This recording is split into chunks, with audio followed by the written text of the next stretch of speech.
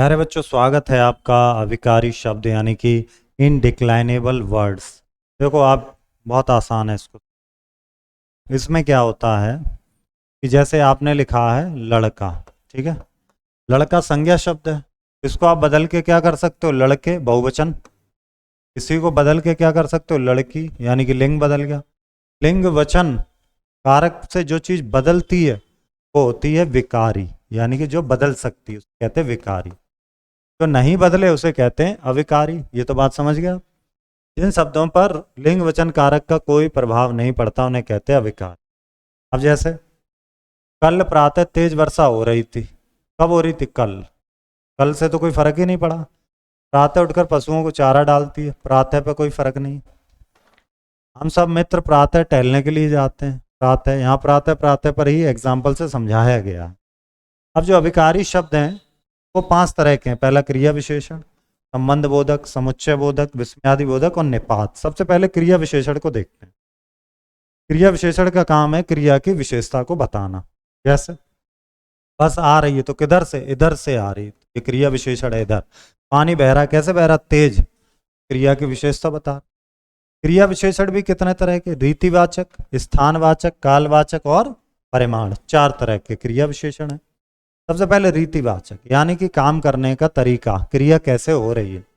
अचानक मौसम खराब हुआ, कैसे हुआ अचानक, तो रीति। श्याम की लापरवाही से दुर्घटना घटित हो गई, किससे, लापरवाही से। भाई जल्दी जल्दी करके आए तो गाड़ी मिल गई, तो क्या, जल्दी जल्दी। हमारा हाथों हाथ भुगतान हो गया, क्या, हाथों हाथ। ये सब है रीतिवाचक। अब आते हैं स्थानवाचक।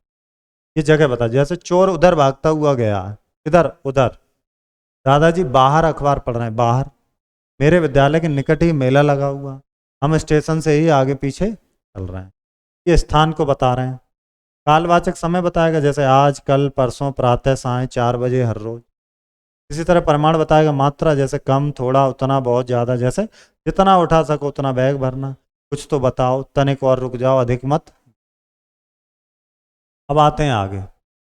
क्रिया विशेषण और विशेषण में क्या अंतर हो। देखिए, विशेषण बताता है विशेषता, संज्ञा, सर्वनाम की। क्रिया विशेषण बताते हैं।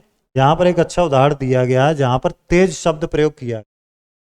पहले उदाहरण में आप यदि देखेंगे, आंधी के लिए किया, तेज आंधी चल रही। आंधी संज्ञा है तो ये वाला तेज है विशेषण। यहाँ दौड़ता है, कैसे दौड़ता, तेज, तो ये है क्रिया विशेषण। समझ गए। अब आते हैं संबंध बोधक। संज्ञा सर्वनाम के बीच में जो संबंध बनाने के लिए जो शब्द प्रयोग होंगे, जैसे अमन दादाजी के साथ पार्क में टहलता, तो दादाजी और पार्क दोनों संज्ञा शब्द हैं। किससे जोड़ रहे हैं, के साथ। कमल की अपेक्षा रमन तेज दौड़ता, रानी विद्यालय की ओर जा रही। इंग्लिश में जो आप प्रपोजिशन पढ़ते हैं वही सब है। अब इसमें भी कई तरह के हैं, जैसे जगह वाले, स्थान, के पास, के सामने, के बीच, के भीतर। काल, टाइम बताने वाले, के बाद, के पहले। कारण, के मारे, के हेतु, के कारण। तुलना की अपेक्षा, की तुलना, इस तरह से। अब आते हैं हम लोग समुच्चय बोधक। समुच्चय बोधक का क्या काम है। ये ऐसे अविकारी शब्द हैं जो किसी शब्द को या वाक्य को जोड़ेंगे या अलग करेंगे। जैसे टीनू और मीनू, 2 शब्द हैं, टीनू और मीनू, और से जोड़ रहे हैं। इस तरह सर में कक्षा 9 में विज्ञान या कला वर्ग किस में प्रवेश, या करके अलग कर रहे हैं। मैं 2 दिन तक बाहर रहा इसलिए आपकी पुस्तक। अब देखते हैं समुच्चय बोधक कितने तरह के। एक होता समानाधिकरण और एक होता व्यधिकरण। समानाधिकरण है, उसका कहना है कि 2 या 2 से अधिक चीजें जो समान लेवल की होंगी। जैसे गाड़ी चलाओ परंतु उसकी साफ सफाई भी रखो। मानसी ईमानदार और परिश्रमी महिला, तो महिला मानसी के लिए तो बात हो रही।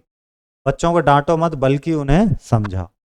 अब समाधिकरण में, समानाधिकरण में ही आता संयोजक, जिसमें और, एवं ये सब लगेगा। अन्य संयोजक में जैसे या, यथा, इस तरह का लगता। विकल्प में क्या आएगा, छत पर सोओगे या नीचे ही खाट डाल दें, या लग गया, विकल्प हो गया। ये सब समानाधिकरण चल रहे हैं। अन्य विकल्प में विरोध होता है, अपोजिट हो जाते, जैसे फसल अच्छी हो सकती परंतु सूखा पड़ गया, परंतु। प्रतिभा आना चाहती मगर प्रेमलता नहीं आने देती, मगर। अब विरोध के बाद आते परिमाण, परिणाम, सॉरी। किसान ने बहुत मेहनत की इसलिए फसल अच्छी हो। मेहनत को समय से उपचार मिल गया, फलतः। मोहन को समय से उपचार मिल गया, फलतः। अब ठीक है। अब आते हैं अगला टाइप, व्यधिकरण। इसमें क्या होता है, एक वाक्य दूसरे उपवाक्य पर निर्भर हो जाता है। जैसे देखो, मैं आज थोड़ा देरी से उठा इसलिए मेरी रेलगाड़ी छूट गई। तुम मुझे एक बार भी कहते तो मैं तुम्हारे कार्यक्रम में अवश्य आता। तो एक वाक्य दूसरे पर निर्भर है, अगर तो इसलिए। इसके प्रकार हैं जैसे कारणवाचक, संकेतवाचक, स्वरूपवाचक, उद्देश्यवाचक। अब हम आते हैं विस्मयादिबोधक। विस्मयादिबोधक का मतलब क्या है?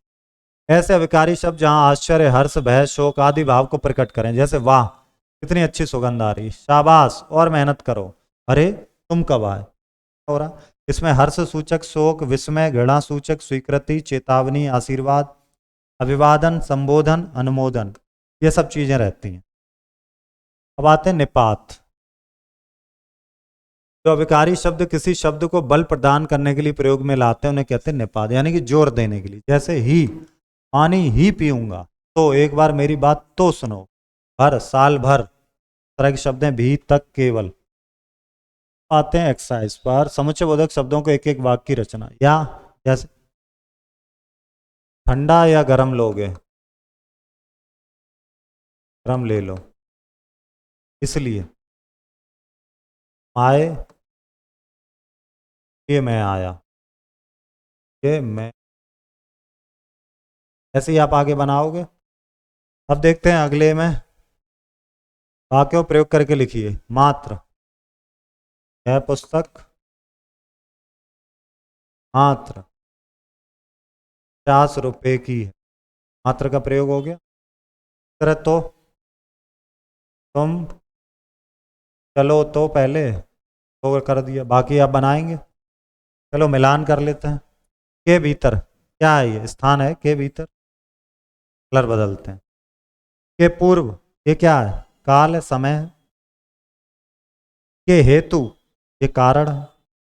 की अपेक्षा, ये तुलना है। के संग, ये संबंध है। के तुल्य, ये समानता तुल्य। अब आते हैं आगे, एक एक वाक्य आप लिखेंगे। के विपरीत,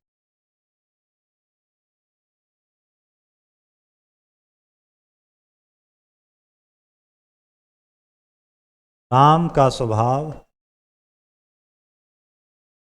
रावण के विपरीत है। रावण के स्वभाव के विपरीत है, तो के विपरीत हमने यहाँ पे कर। के पास, घर के पास एक दुकान, तो के पास हो गया एक दुकान।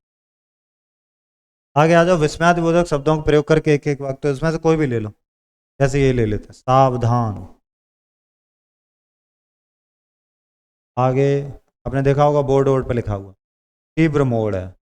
आगे तीव्र, धीरे चलें। तरह वाह, वाह, मौज कर।